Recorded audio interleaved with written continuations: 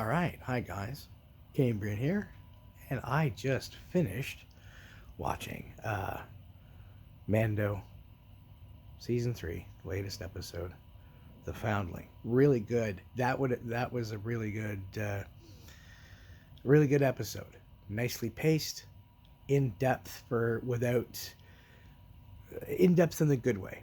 Um, Downside though is that we're halfway through the season, and we still don't know what the bad guys are up to. 4 episodes in, and we don't know what's going on with the Empire. Now, I've also finished watching the latest Bad Batch, and it was another crosshair focused episode, but that was really quite good. They did a better job because we know what's going on with the good guys and we know what's going on with the bad guys, and we know what's going on with the bad guys through crosshair. So that was really quite good. So out of out of the idea of plot advancement, the Bad Batch is killing it over the Mandalorian, while the Mandalorian is kind of playing up on its own new lore, because aside from what we saw in the Clone Wars, all the Mando stuff is new. Um, so there's that draw to explore, but we don't know what's going on with the bad guys. Like, I love the flashbacks for Grogu. I loved seeing Ahmed Best kick ass, and it looks like they upgraded him from the kids game show Jedi character. Maybe, I don't know if it's the same character by name, but I guess he really enjoyed that, and it looks like he actually enjoyed himself, and I'm glad for him. That was a really good. It was really good for him. Some of the paired lightsaber work was a little clunky, but this is a guy who who hasn't played a Jedi in training in that kind of combat before. But you know what? It was fluid enough. It looked good enough, and it gave Ahmed Best some serious, some serious cred for playing a Jedi. Like compared to the flack he got over that he totally unfairly received. It wasn't his fault. That the flack, he put himself into that role for Jar Jar, and yeah, that turned out bad. But his passion and his talent was there. Like, you can't deny that. Like, he put everything into that performance. Um, but I can tell you this: uh, that was entertaining. I liked that one. We saw the mountain peak as the escapes with Grogu, escaping from the clone troopers during Order 66. So we know who saved him. The downside is that we were hoping for uh, Samuel Jackson, with one hand, kind of doing the same thing, and him getting him out of there, because that would have been technically cooler. But we got Ahmed Best in a kick-ass role where he's not he doesn't suck. He's super cool. And people might knock him as a cheaper version of Mace Windu.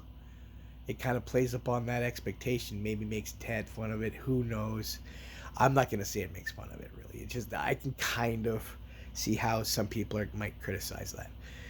Um, but otherwise, that's some stuff. That's good to see an actor who is attached to the Star Wars franchise get a good upgrade, and it makes up for. It does some making up for, you know. But what it does is that it also turns him into a future Jedi to be interacted with later. Pardon me. It's perfectly plausible to see a new Jedi Order through Luke Skywalker with Ahmed Best with a little bit of pepper on his temples, a little salt in his hair, and play a character that's 20 years along. goes into hiding, boom, comes out later on and becomes another Jedi. So yeah, you're not going to have a new Jedi Order where there's hundreds of them. That's not even. I don't.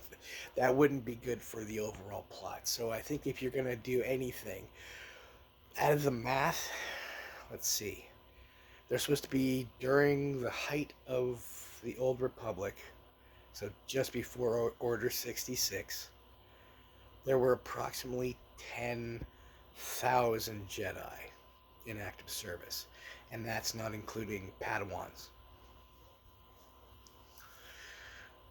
So Jedi Knights, Masters. So Jedi Knights and Masters, there were 10,000 of them. So there's going to be a percentage that slipped through, and you're not talking 10%. So you're looking at plausibly out of 10,000, a couple hundred surviving. And if there's, like as he said, there's no one left. Like that's the assessment at that time. But there could be potentially a couple of hundred, and those that are potentially that could be drawn out for a TV series. You're looking at under a dozen. Any more than that, and you'll overpopulate and homogenize the Force and the Jedi and stuff like that. So you kind of want to keep it special and kind of rare. So you can have the idea is that there's approximately a couple hundred, Jedi or Force users that survived Order 66, and they're spread out across the galaxy. And so you have future plot, you have future possibility laid out there that can be explored, but it doesn't have to be. But the idea is that for the sake of imagination, yeah. But anyway, getting back to this, again, this episode did pretty good, um, but it did fail in the fact that the main plot, what's going on with the Empire and the villains, okay, because that's the main story of Star Wars. It's about a conflict which has two sides to it, or even multiple sides to it, and we don't have a whole lot going on with either the New Republic or the Empire. And the Empire is still the threat, the main threat, as the previous episode with the, a whole squadron of advanced TIE fighters proved that there's something bigger. There's force out there that can contain a whole squadron. So we don't have an idea of the current organization of the Empire. We're 3 seasons in, and we don't know what's going on with the Empire. We don't have a clear picture.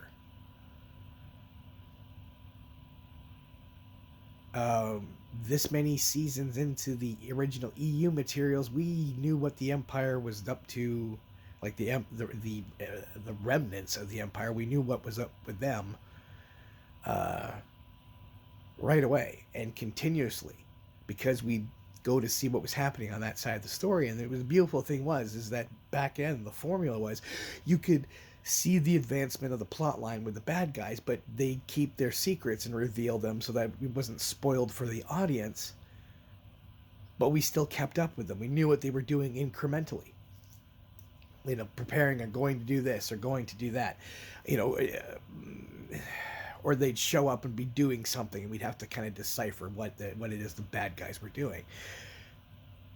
This is basic formula stuff. And while the writing is good, the story is good, it's still not dialed in to where it needs to be, because there's no conflict. We're dealing with the remnants of conflict.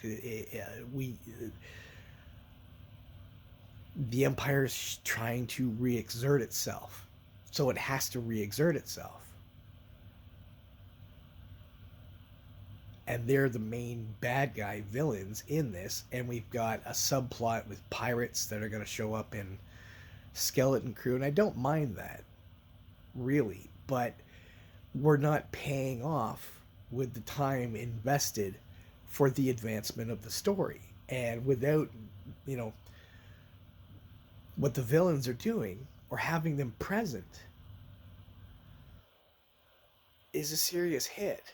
And While the galaxy is, they've well established that the galaxy is still very much a dangerous place, it's still it's still very much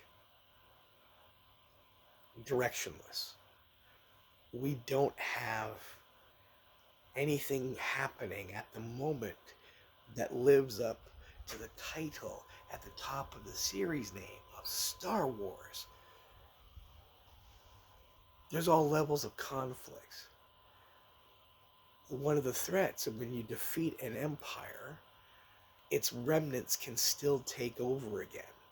If, even if you cut out the leadership, if the solidity of that force is still entrenched, then they can take over again in very short order,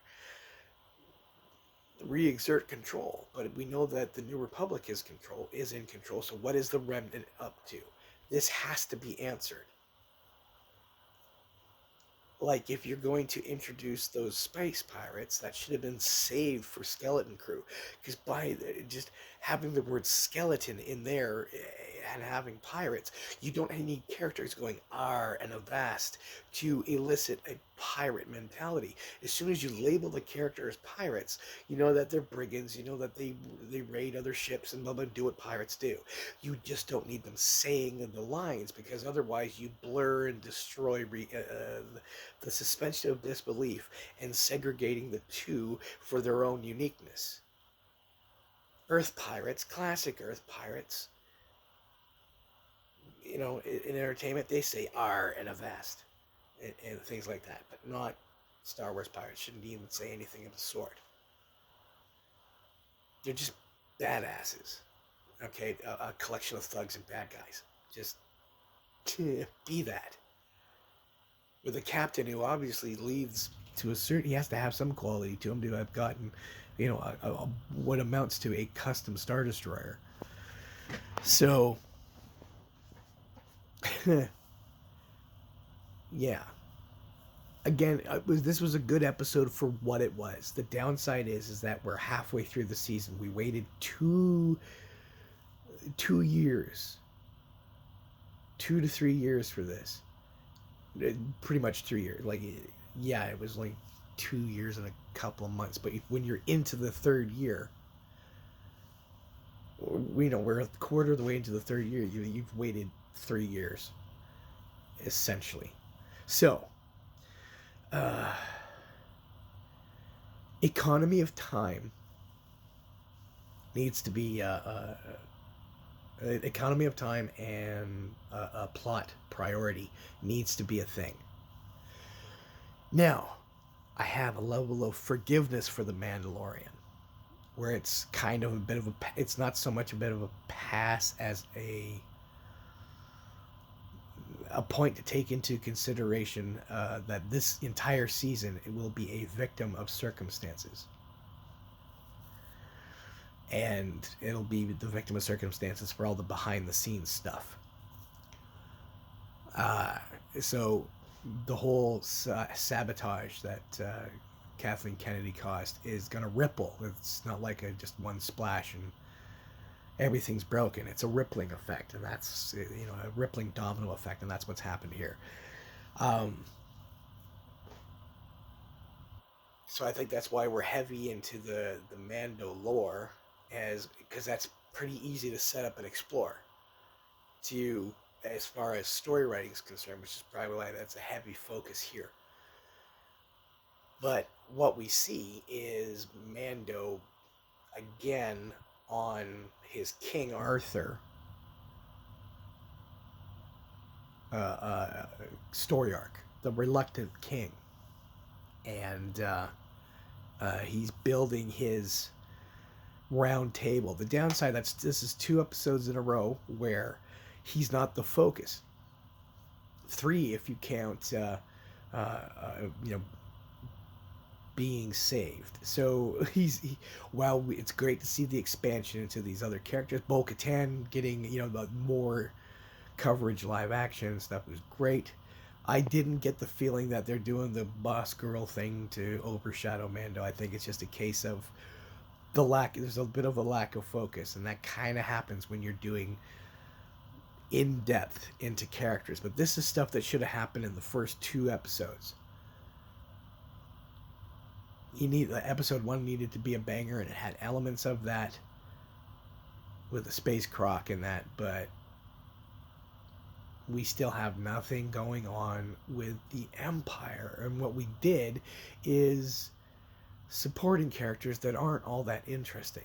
Yes, the whole cloning bit, the threat against Grogu, Dr. Pershing and stuff, that was interesting, but it was a dead end. It's a dead end plot. They didn't do anything with it. They didn't go anywhere with it. And they painted the character into a corner. If you're going to, like, yes, it adds to the villainy of the bad guy, because now they've taken essentially an information leak threat out of play, or an asset, an imperial asset is now, that was taken, is now been neutralized, so nobody can benefit from it. Yes, these are logical things. However, the plausible main plot that's important, like they said, Moff Gideon escaped. How did he escape? Let's see that. That is what we expect from this show, is to see that escape, because then it builds tension, concern, worry, because the bad guy, the main bad guy introduced thus far, even though Thrawn's been mentioned, like, this is, we're wasting time,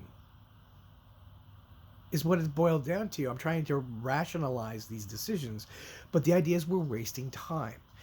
This is why there's a certain pace to Star Wars, and it's a turnover rate of story exploration from both sides.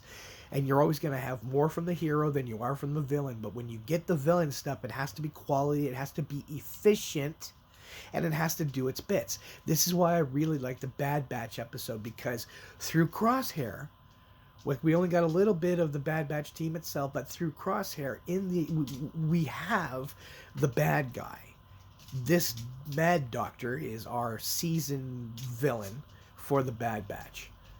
And we're getting advancement in that story. We got how Crosshair got to this point, and that's been a worthy journey. Whereas it's been kind of scattershot with the rest of the Bad Batch, even though they're making Omega more tolerable, and keeping things in line. It was kind of fun seeing flying lessons, but that in and of itself is a stretch. You don't take your main team asset, the ship. Up. Come on, you can get. Come on, you can get up. Or are you gonna stay? You want me to lift you up while I'm trying to do a review? Of course you do, Roxy. All right, now then. So, yeah. I want this to go somewhere.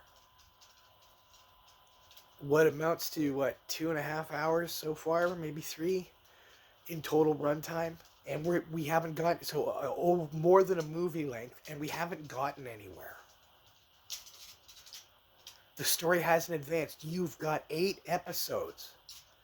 Only 8 episodes to tell a complete story. There has to be progression in character, action, and the villains. We got to see what's going on. There is no tension. Okay, the heroes are only as good as the villains are bad. And if we're not seeing what's going on, why are we here?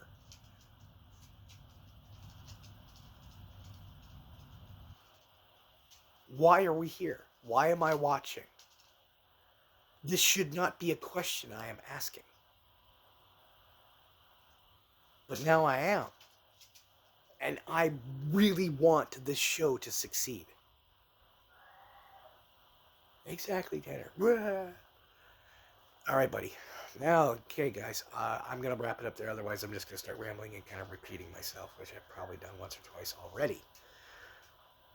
But Not bad for what it was, but I'm disappointed in the serious lack of focus. I half a season in, I still don't know what's going on. There's with the bad guys. What's the plot? What's the plot? What is the plot? There's lots of side quests, but no plot for the season.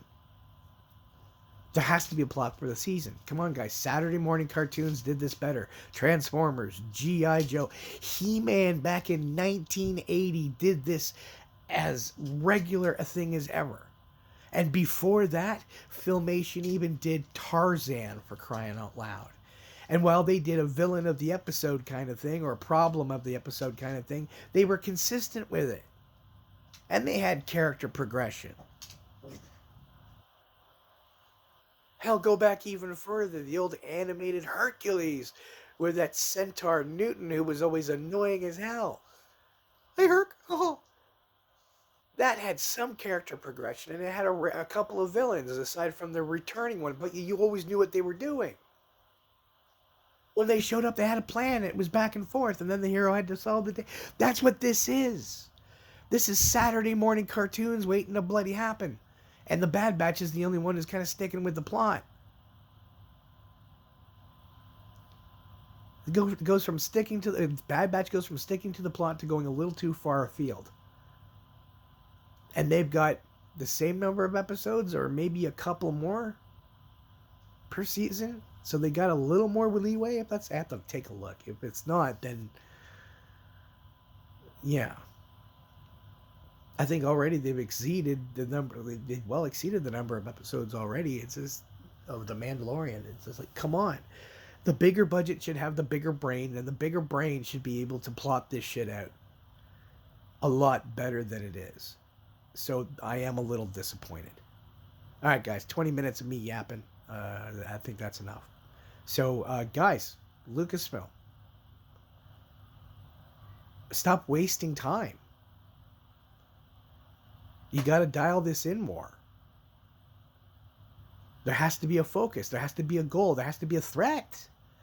And right now, we're just watching a bunch of, essentially a social group flounder as it tries to organize itself. Sure, we've got Bo-Katan's Lancelot to Din Djarin's King Arthur going on here, but come on. The mythology is building. That's nice, but there's no tension with it. There's nothing to be tense about. Yeah, saving a foundling. Okay, great, exciting.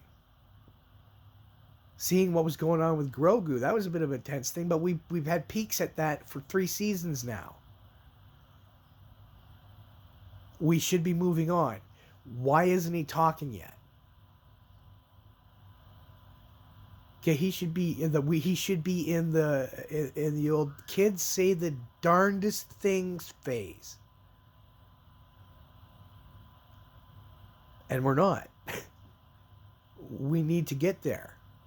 We need to get to a point where something's happening. This is kind of, it is its own character arc with Din, but there's no threat. There's no threat. Okay, he ticked off the Empire, the Imperial Remnant. He should be enemy number 1 on their on their radar, and we don't see even advancement with attempts for them to track him down to capture or kill him. We can't use the excuse that the Empire, the Imperial Remnant, doesn't want to draw the ire of the New Republic. They basically said they basically decommissioned all their warships, including their own. Like, what? Oh, well, the Empire is still technically a threat. Come on. Yes, you blew up the Death Star. You didn't blow up the entire fleet and in leadership. You took out a couple of space stations and a couple of capital ships. You didn't take out the entire fleet or the Grand Admiralty. This is why there's Grand Admiral Thrawn. This is why you have, Moff Gideon. there is a structure. It's not like there's 2 or 3 ships or one small fleet or whatever whatnot. There's a lot out there. There's an entire imperial sector of planets and worlds that's all imperial, fully done to the armored and protected and loaded up to the teeth. So all you have is a massive asset lost and a leadership vacuum. Why we haven't gotten to the point of that being filled yet, and a new threat established like was done in the EU on more than one occasion through several timelines, where the bad guys and what they were doing was established as quickly as possible so that there was a reason for the action to be happening in the first place.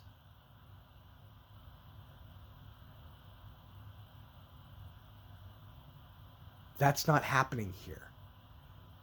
It was hinted at the potential of for 2 seasons.